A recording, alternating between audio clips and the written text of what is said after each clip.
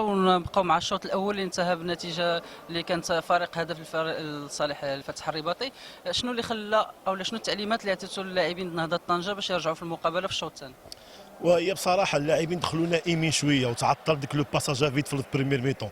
لاحظنا ان اللاعبين اما تايقين في راسهم اكثر من القياس او لا كان عندهم واحد النوع ديال البلوك مبلوكين، لان كنا كاع مع السي المدرب كنا في جميع الفترات ديال الشوط الاول كانوا اللاعبين تايهين ذهنيا. ف اوغوزمون اننا خرجنا بديك فرق الواحد ديال البريمير ميتون اللي خلانا نصحوا بطبيعه الحال برئاسه السيد كريم محدوي. صحنا ديك المكامن الخلل اللي كانوا، رجعنا اللاعبين ذهنيا وحاولناهم نذكرهم بان باش يطبقوا غير داك الشيء اللي مطلوب منهم. وبطبيعه الحال الحمد لله في الشوط الثاني اللاعبين نفذوا داك الشيء بالحرف ورجعنا في المقابله، والشيء اللي خلانا نحققوا هذه النتيجه الايجابيه. شكرا سي هشام، ومن جديد كنهنئوا فريق نهضه طنجه ونتمنوا لكم الصعود للبلاي اوف. شكرا لكم كذلك، بارك الله فيك.